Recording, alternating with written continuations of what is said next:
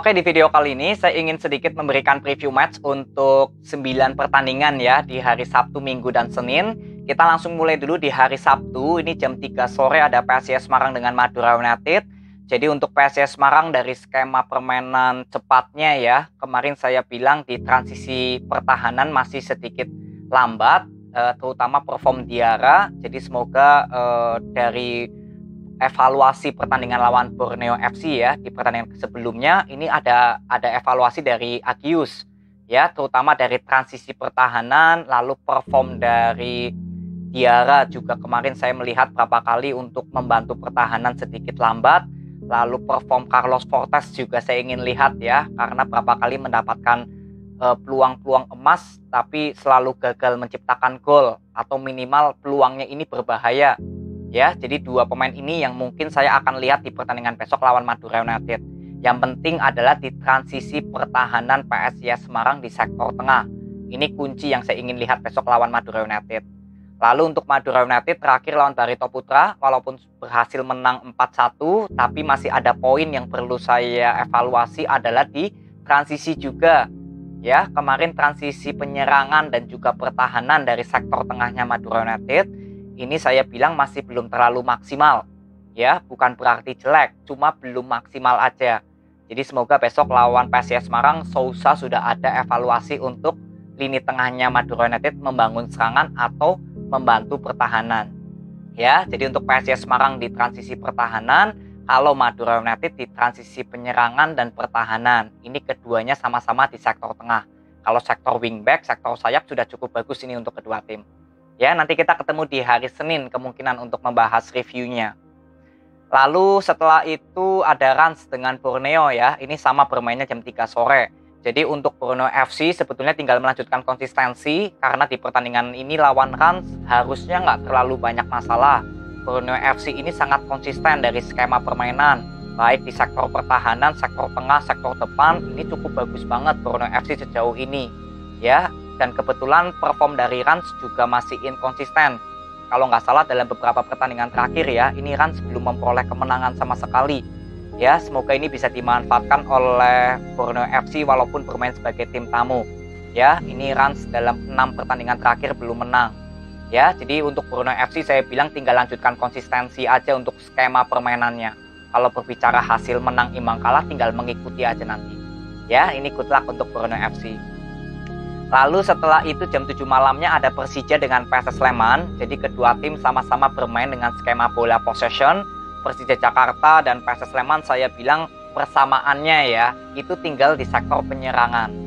Kemarin Persija Jakarta saat bertemu Persebaya, walaupun bermain sebagai tim tamu, dari skema permainan di babak kedua ini kurang konsisten. Lalu menciptakan peluangnya juga minim. Ya, jadi semoga lawan PSS Sleman besok bisa menjadi evaluasinya Thomas Doll. Sedangkan untuk PSS Sleman ini secara 90 menit ya, ketika lawan PSS Sleman lawan PSIS ya, lalu bertemu Rans, skema permainannya ini lebih konsisten daripada Persija. Tapi waktu lawan PSIS itu PSS Sleman masih minim menciptakan peluang.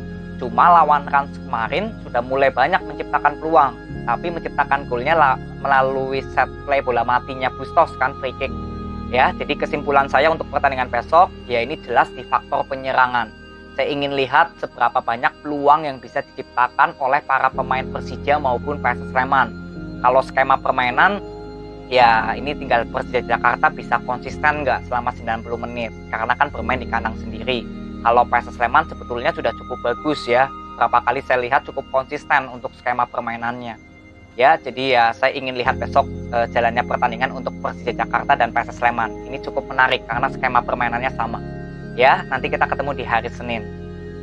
Lalu di hari Minggu ada Persis Solo dengan Dewa United. Ini untuk Persis Solo di pertandingan kemarin sudah terlihat adanya perkembangan yang positif di bawah Coach Titan.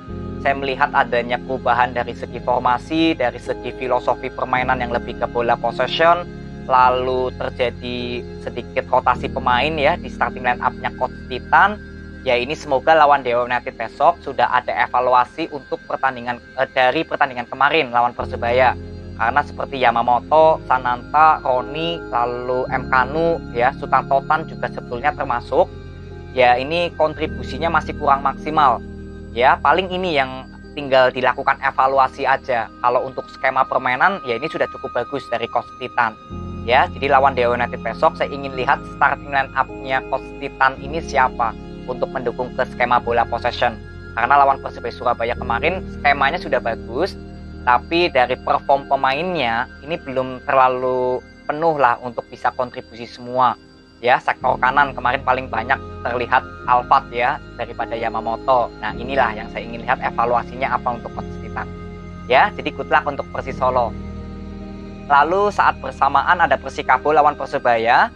Untuk Persikabo dan Persebaya Surabaya sebetulnya ya dari filosofi permainannya sebetulnya ke bola possession. Tapi untuk Persikabo dan Persebaya dari pertandingan terakhir ini belum terlihat filosofi bola possessionnya ini berjalan.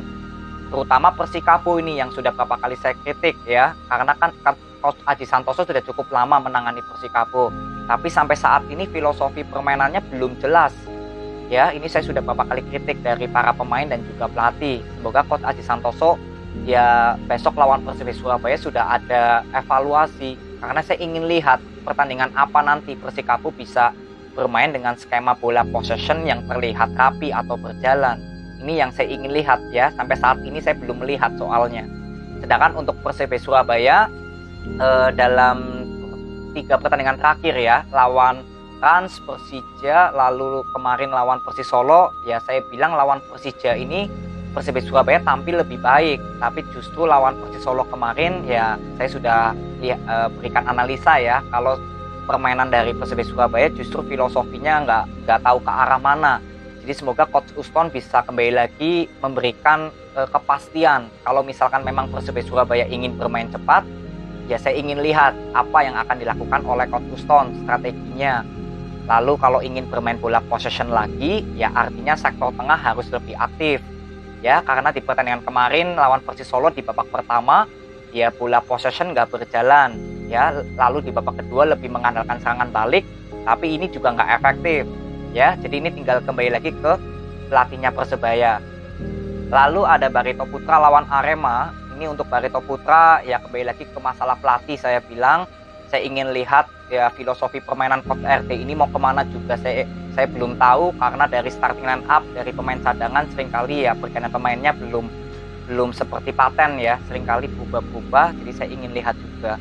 Sedangkan untuk Arema FC saya bilang justru sudah ada evaluasi dari Valente. Dari formasi 4-4-2 ini saya bilang terus berkembang ya permainan dari Arema. Jadi ya saya ingin lihat di pertandingan besok untuk Barito di Coach RD filosofinya, sedangkan untuk Arema tinggal lanjutkan aja ya konsistensinya nih. Karena di formasi 4-4-2 ini grafik Arema terus naik.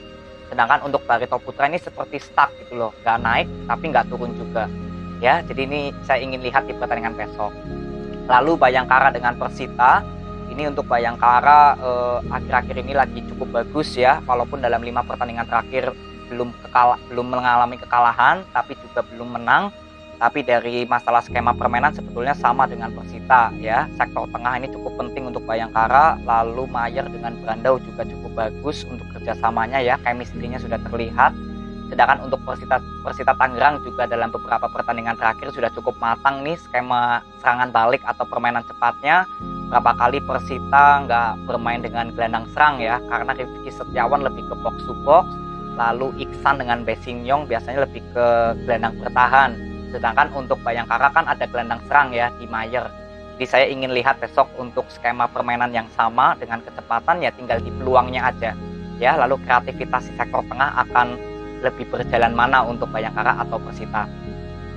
Lalu di hari Senin ya ada Persik Kediri lawan PSM Makassar. Ini untuk Persik Kediri kemarin lawan Persib Bandung bermain cukup bagus dari skema bola possession.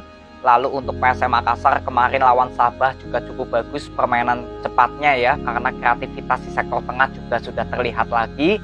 Jadi di pertandingan besok sebetulnya untuk kedua tim tinggal pembuktian konsistensi ya, konsistensi dalam menerapkan skema. Karena di pertandingan terakhir kedua tim ini sama-sama cukup bagus performnya.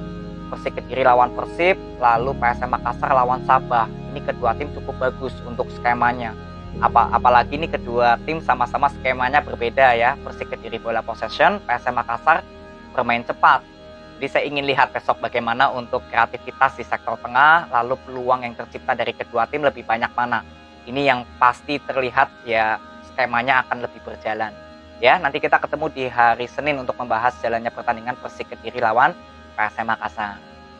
Lalu setelah itu jam 7 malam ada Bali United ya lawan Persib Bandung. Ini big match. Kedua tim sama-sama selisihnya hanya 1 poin ya. Jadi kalau Persib Bandung bisa menang, bisa menyalip Bali United. Kalau Bali United menang, ini bisa menjauhi poin dengan Persib Bandung ya. Jadi ini big match.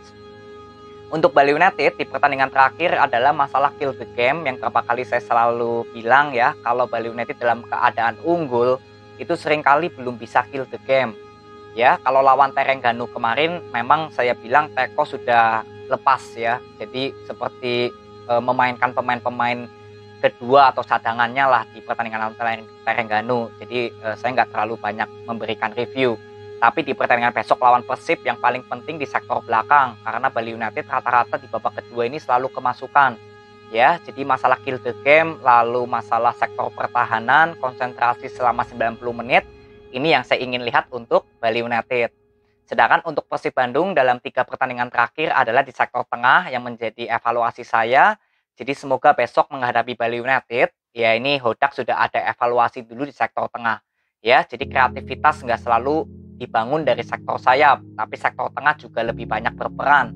Ya, ini yang saya ingin lihat untuk penyerangannya Persib aja di sektor tengah. Kalau pertahanan saya bilang ya Persib Bandung juga cukup bagus. Ya, penyerangan dari sektor sayap dan target man juga bagus lah, sama seperti Bali United. Tinggal di sektor tengah ini yang saya ingin lihat untuk Persib.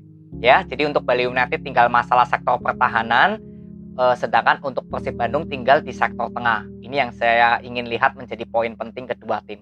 Ya, jadi ini aja preview untuk 9 pertandingan di hari Sabtu, Minggu, dan Senin. Semoga tim kesayangan kalian bisa memperoleh hasil maksimal. Dan terima kasih ya, semoga video ini bermanfaat. See you.